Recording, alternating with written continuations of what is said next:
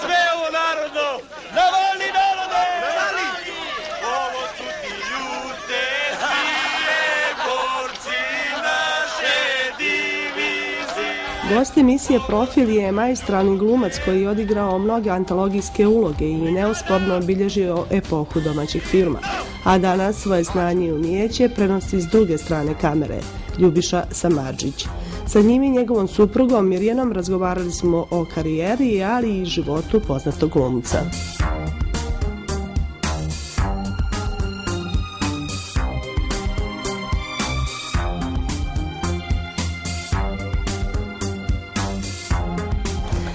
Dobar dan, kako ste i kako se osjećate ovdje u Crnoj Gori?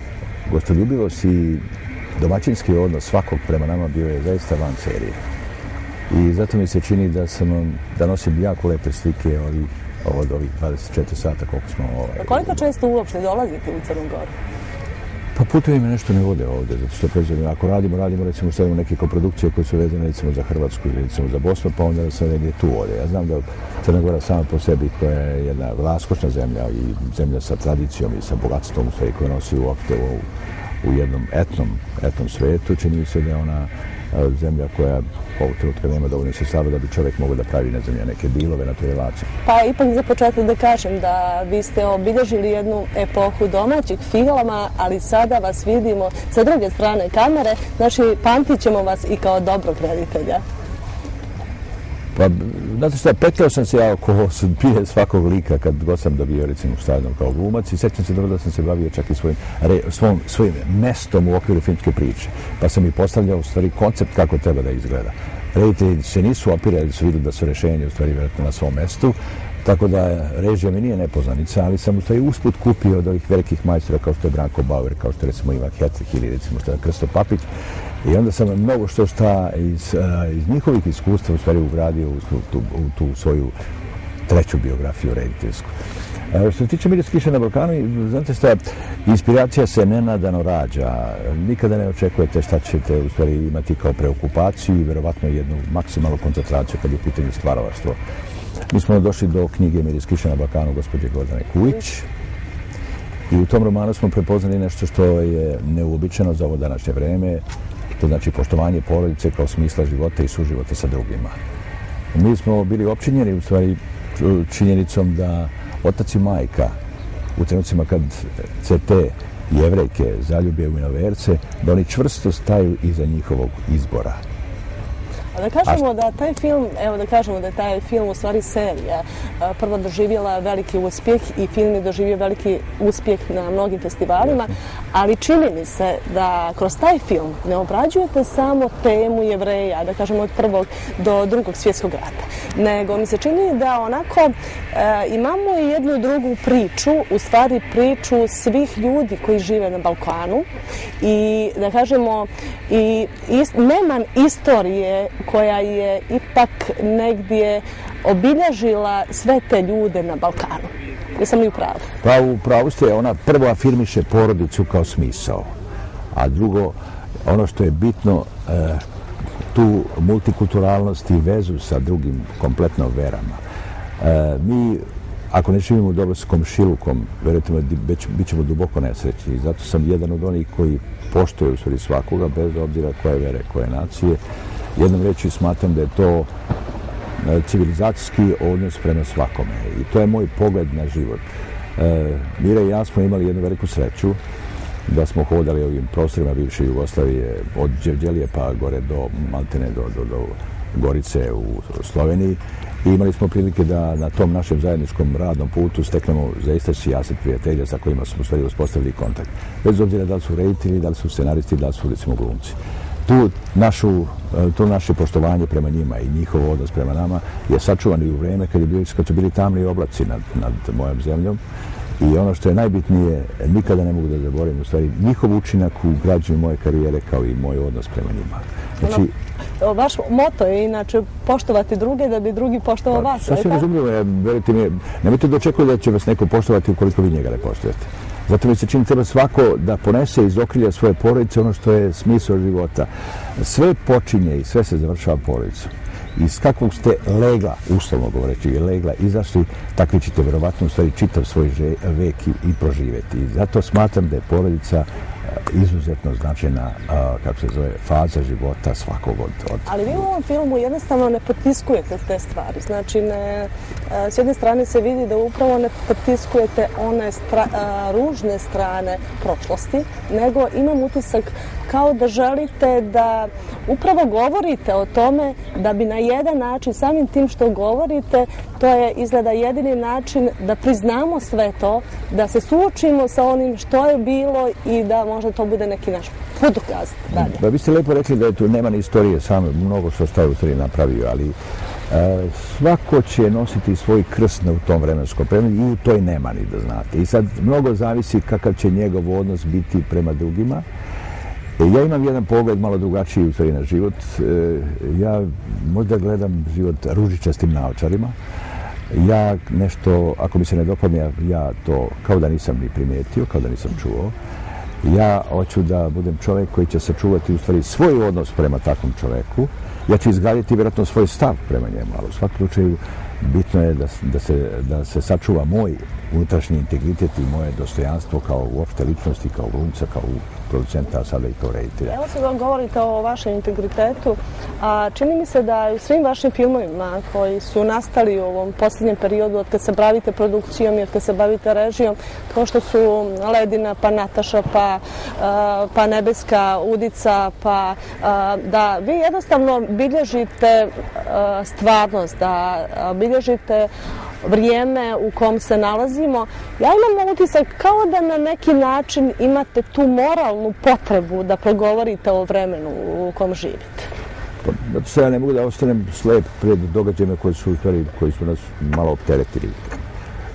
Ja ne mogu da pravim šarene laže, komedije i lako zabavne filmske priče, nego naprotiv da se bavim u stvari onim što je karakteristično. Ako sam umetnik i ako imam, recimo, sad znam osjećaj da treba da napravim nešto što je ozbiljno, što pripada umetnosti, estetici, meri i ukusu, to je meni koncept života. Kroz film govorite javno, ajde kažemo, ono o čemu mislite, ali čini mi se svih ovih godina vi ste znali i javno da kažete i kroz novine i kroz medije da zauzmete na neki način vaš stav prema nekim stvarima koji vam se ne dopadaju, ali nikada niste bili član neke partije, iako bi se mnogi, što bi se rekli, okoristili vašim imenom. Previše ste bili svoji. Da. Pa, znate šta, sjećam se dobro da kad smo bili mladi, da su nas veoma često instruirali roditelji koji su rano, naravno, otišli, ali tada u tim dečijim godinama ne su govorili, djeco, manite se politike, politika je đavolji posao i ne treba se baviti time. Bavite se onim što vas inspiriše, ono što vi volite, ono što ćete vi definitivno uzeti kao vašu preokupaciju, tako da mi se čini da to osjećanje mi smo poneli i dan danas i Mira i ja imamo jedan vrlo određeni stav što se tiče odnosa prema politici. Politika je zanat i taj zanat treba dobro, recimo, što naučiti, a mi taj zanat ne bi nikada mogli da učimo i da se ponašamo. Mislim da ste vi zadržali upravo kao što kažete u filmu Miris kiša nad balkonom, te prave vrijednosti, pa kad pominjamo i to i zadržali ste svoje prijatelje, glumce. Znamo da ste veliki bili prijatelji sa Borisom Dvornikom, da ste bili veliki prijatelji sa i ostali prijatelji posle rata sa svim plejadom glumaca iz stare Jugoslavije. Pa, znate što, poštovao sam i Boris i ja smo se poštovali, nisam samo s Borisom bio dobar prijatelj, sam ipak volio i Šovagovića i naravno neke svoje kolege iz Srbije i Crne Gore. Znači, jednom riječju sa svima sa kojima sam ostao u dobrim odnosima, sačuvao sam dobre odnose i kad su odlazili i onda sam uvijek imao to, kako da kažem, jedan iskren odnos prema njihovom udelu u građenju moje glumačke karijere. Jer ja smatram da je glumački posao nije samo individualan, nego naprotiv to je u stvari u paru. To je u saradnji jedni s drugima. Tako da Boris je bio glumac u stvari senzibiliteta sličnog mog. On je bio jako jednostavan glumac, običan, znate, bio normalan. On je glumac u stvari koji je uvek ekspresiju svoju gradio na toj prirodnosti koja je ipak preduslov umetnosti. I nas dvojica smo napravili sjajnih uloga. Kad je on otišao i kad sam ja saznao od Dijane da je on umro je, ja sam poželao da odem na sahranu i jedina sam iz Srbije koji je u stvari bio na sahranu gore su Duvani. Sad da su vam ljudi prilazili tada? Jeste, ne samo što su prilazili, nego bilo je malo možda i neugodno u trenucima kad sam kročio, recimo što jednom ka mrtvačnici, u stvari taj svijet od 7-8 hiljada ljudi je u stvari aplaudirao, što je za mene bilo recimo onako baš jedan mali šok, ali u svakom slučaju to je jedno dužno poštovanje drugu da dođe na sahranu. Pa, evo, na neki način smo se ipak vratili u taj period. Da kažem da ste vi u svojoj karijeri, kao što sam kazala, da ste obilježili jednu epohu domaćeg filma, da ste osvojili 6 zlatnih arena u Puli, da ste osvojili Zlatnog glava u Veneciji, jedini ste dobili nagradu Avnoja. A vi obično znate da kažete lako je to izbrojati, ali nije lako dočarati osjećaj i ljepotu svih tih godina, je li tako? Pa to je jedna satisfakcija za period, za vaše delo i iskreno da budem, ja sam se presio najviše možda iznenadio toj Avnojevoj nagradi, jer je svaka republika i pokrajine, pošto je 6+2, trebala da da saglasnost u stvari kad se dobije. Tako da kad sam prvi put bio kandidat, to ne znam kome je i to kandidovao, mislim da je Udruženje glumaca, i iznenadili se kad su mi javili kad je jednoglasno ste vi prošli i dobili se nagradu. To je u stvari maltene poštovanje moje zemlje prema onome što sam ja pružio u kreaciji. Zlato glavo u Veneciji ste dobili 67. je li tako? Za 67. sam dobio Dada za film Jutro Puriše Đorđevića. To je taj druga vrsta filma, ratnog filma kod nas. On je u stvari govorio da revolucionari nisu anđeli, nego đavoli. I napravio je zaista predivan film i Mire i ja smo tada bili mlad, bračni par, dobili smo Gagu koji je bio tad 6 mjeseci i u Veneciji smo, Alberto Moravija bio predsjednik žirija, nas dvoje smo bili opčinjeni u stvari njihove reakcije na film, a osobito kad sam ja dobio tog Zlatnog glava, to je bila svetkovina posebne vrste. Da kažemo da ste u Neretvi, da je film Neretva proglašen jednim od 10 najboljih filmova ratnih u svijetu, a vi taj film jako cijenite, je li tako? Ja volim zato što smatram da je to nekako najraskošniji film o ratu, ne samo na prostorima bivše Jugoslavije, nego i u Evropi. Evropa nije snimila takav film. Svoju veliku inspiraciju Šiba Krvavac je nalazio u filmu Ratovi sa Navarona. Znate, to je, i ja lično mislim da je američka kinematografija na specifičan način obeležila filmovima svoju veliku pobedu 1945. godine. Ovo je bio ipak jedan film koji je obeležio našu slobodu i čini mi se da je Veljko Bulajić uložio maksimum zajedno sa Ratkom Đurovićem koji je bio saradnik na scenariju da naprave film koji će govoriti uopšte o ponosu i dostojanstvu borbe svakog od nas za slobodu, protiv fašizma naravno. Neko se našalio pa je kazao da ste više partizana tada ubili nego svi Titovi vojnici tokom rata. Pa šta, očekivali su da ću da budem u Hagu, jel? Je li istina da je Tito upravo obožavao filmove u kojima ste igrali? Jeste. Voleo strašno filmove. On je, recimo, prvo ima jedno poštovanje prema filmu i zahvaljujući vjerojatno njemu snimao je toliko ratnih filmova.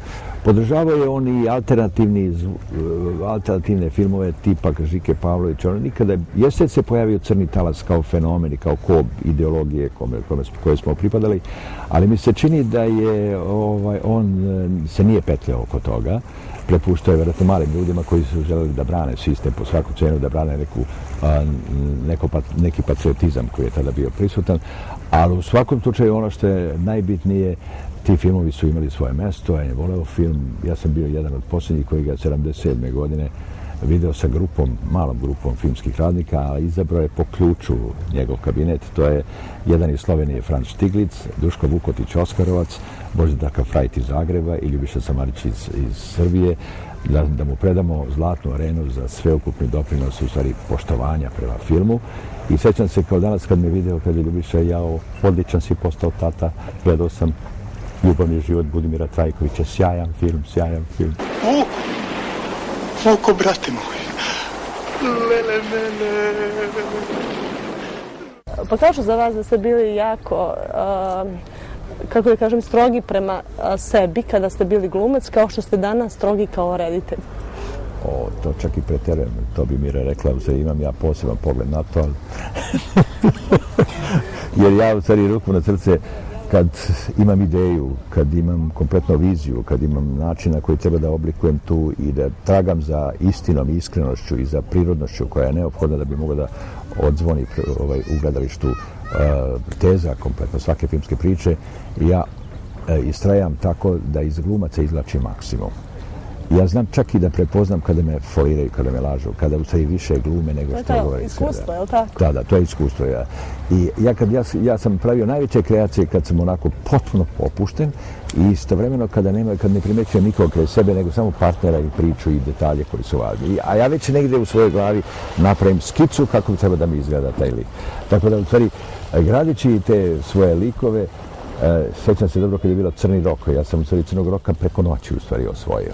Kad sam pročitao tekst, ja sam bio opčinjen tekstom Ive Štivičića i sjećam se da mi je Ivan Hetrej rekao, kada Monice, kako ga vidiš, ja sam mu rekao 5 rečenica, on je rekao, tačno tako ćeš ga igrati. Jeste dobili nagradu kao glumac godine? Jesam kao glumac godine. A onda kad sam recimo dobio tekst Siniše Pavića za seriju Vruć vetar, verujte mi, ja sam bio prvo prezadovoljen njegovim tekstom, jer je tekst bio toliko dobro i sočno napisan da je meni bilo lako da igram. Ja sam samo insistirao da mi partner bude Čkalja, zato što ja volim Čkalju kao glumca, a istovremeno mislim da je on jedan od onih ličnosti koji kad igra prirodno, kad igra spontano, neodoljiv je. Onda tu pogađa sve. Onda je Bora, dogovorili smo se da Bora bude zajedno sa mnom. Kad pogledate sada televizijsku seriju, neki dan sam gledao Mire, ja smo gledali ne znam nekoju epizodu, ja sam bio iznenađen kako recimo nas dvojica dišemo, Bora i ja. Znači jednom rečju imalo je smisla što smo se bavili i televizijskim stvaralaštvom, a ovaj festival nosi, kao što zna, ime televizijskog stvaralaštva. A upravo pomenuli ste Vruć vetar, je li istina da, pored toga što su ulice bile prazne kada se emitovala ta serija, da je i vlada prekidala svoj rad da bi odgledala seriju? Jeste, to je čak radio i Tito, znate, ali ono što je najbitnije, mislim da je, recimo, sjećam se dobro da mi smo upoznali Janoša Kadara. Janoš Kadar je bio predsjednik države i kaže, mi smo prekidali, on je znao malo srpski, to je predsjednik Mađarske, on kaže, mi smo prekidali kompletno vlade, onda odgledamo seriju i nastavljamo sednicu vlade. To je za mene bilo, recimo, neshvatljivo, ali pretpostavljam da ako... A je televizija tada bila velika moć. Ne zaboravite, to je pojavi se novi medijum, kućni bioskop. U kućnom bioskopu svi su oko televizora, znate, tako da je imao veliki uticaj i snagu, naravno, televizijski program. Mogu bi da je poklon da je kupiš. Kakav poklon? Reprezentativan, kakav odgovara četverostupnom stamenu, da ne idemo na novo nasilje praznih šaka. A zar i ja treba da idem na njeno nasilje? Treba. Da vidiš kako ljudi žive. I pored velikih aplauza koje ste imali u životu i pored velikog uspjeha, imam utisak da nikad vas to nije nekako, da kažem, uljuljkalo. Stalno ste mnogo radili, a i postoje i velike ponude u Londonu. Pominje se neko $1 milion koje ste dobili tada da bi prešli, da bi tamo radili, vi ste se vratili kući. Vratili se prije svega porodici i vašoj Miri. Bio sam, prvo ne zaboraviti, ja sam se zaista onako ludački zaljubio Miru, to je prvo, drugo, bio sam srećan kad smo nas sklopili brak, a najveća sreća je bila kad je došao i naš Gaga na svet. Tako da ruku na srce, to je baš bilo u tom vremenskom periodu. Rekao sam, ostaću ovdje u zemlji svoje, bit ću sa mojom Mirom, želeću u stvari da negujem ono što je najvažnije u stvari, ljubav i poštovanje međusobno i iskreno da budem, nisam se prevario jer nekoliko dana iza toga već sam potpisao ugovor bio za film Neretva koja me je lansirala, tako da u jednom trenutku sve što sam od poteza uradio ne mogu da se kajem, nego naprotiv mogu da samo kimam glavu i da kažem bilo je tačno, pametno, povučen potez i u to vreme. Ja znam da je to teško, ali ako hoćete da pomenemo, jer čini mi se da život ima i onu drugu tešku stranu, a vi ste je okusili na svojoj koži, a upravo ste izgubili sina od 34 godine poslije teške bolesti. Kažite mi, je li upravo lijek tražite u tolikom radu? Znate šta, odlazak deteta ne može rečima da se opiše. Mi smo prvih nekoliko tih godina bili vezani maksimalno jedno za drugo. Znali smo šta nas čeka, a istovremeno ona me definitivno prenula, kad kažem ona misleći na Miru, da me prenula i da je saopštila u stvari nešto da moramo da shvatimo da nam odlazi sina. Hoćeš ti da počneš ozbiljno da radiš ili nećeš? Teško. Više mi se ne ulazi u onaj ćumez Kad ga ugledam iz daleka, pritisak mi se sroza. Pa što natera oca da ti ga kupi? Što ode u brice? Pa da pobegnem od građevinske škole, od cigle i mistrije. Ni tamo ti nije valjalo. Da i moje oči više nikad ne vide. A što se uopšte upisivo u školu, sine? Da pobegnem od Soči. A od rađenog si oca pobegao. Ma kad već ne mogu da izaberem oca, mogu da pobegnem od njega. Kao što su i vidjeli gledalci, pored Ljubiše i njegova supruga Mirjana, gospođo Samardžić, evo, kako je rekao sad prije nego što smo krenuli sa ovim razgovorom, kazao je za vas suprug, Mira je svjedok moje karijere. A vi, i čini mi se dosta mu i sad pomažete, vi ste producent filma ovog Miris kiše na Balkanu, je li tako? Mislim da je to možda jedan od težih poslova. Biti producent to je neko ko može da, Ljubiša u svakom slučaju producent s obzirom na zapravo naša producentska kuća, pa da ja sad tu ne umanjujem sebe, ali ta sredstva koja mi smo zaradili u prethodnoj seriji, ulažemo u ovu smo uložili i tako to je jedan krug. Nismo mnogo praktični, pravo da vam kažem, neko to drugačije iskoristi, mi prosto ulažemo iz jednog posla u drugi, misleći da je to možda na neki način tako održavate sebe vitalnim u ovim godinama i pravo da vam kažem, to je onako za mentalno zdravlje jako važno. Taj rad i psihički i fizički. Mislim da je rad održava čoveka i da smisao života je u radu. Da vam kažem, imam u svim vašim filmovima gdje ste vi producenti, gdje je Ljubiša reditelj, čini mi se kao light motiv se pojavljuje ljubav. A jednom je Ljubiša kazao za vas, Mira je ljubav mog života. Je li to malo? Znate šta, ja mislim da on previše priča o tome šta sam ja i ko sam ja u njegovom životu. Ljudi to najčešće ne vole da čuju. Ljudi vole svoje junake, svoje glumce, zvezde, tako ih nazovem. I vi ste prosto neko ko obično ljudima smeta. Usud osobe koja živi sa nekim, koja je stvorio ovakav prosto frapantan uspeh i povezao 3 profesije, vi ne možete nikad biti dovoljno ni pametni, ni vredni, ni lepi da po mnogim ljudima uopšte zaslužujete to mesto.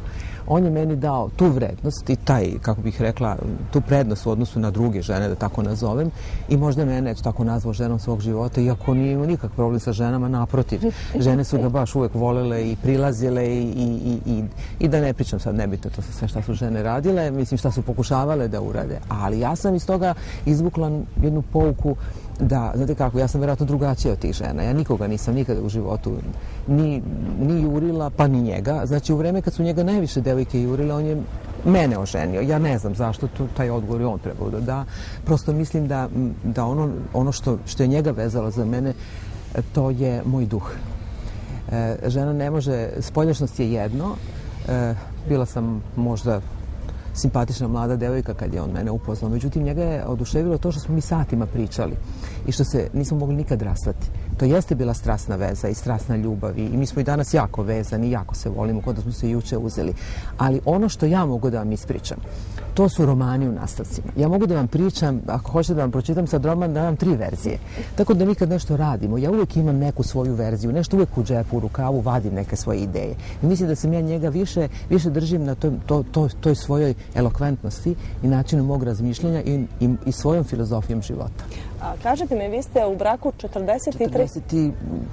46. Mi smo od 46 godina. Od 66. smo u braku. 46 godina, ajde da kažemo da je malo to i neobično kada su glumci u pitanju, kada su u pitanju ljudi koji su doživjeli tu slavu koju je doživio Ljubiša Samardžić. A čini mi se danas da to je sve manje slučajeva takvih. Znate što ja mislim da je u našem slučaju?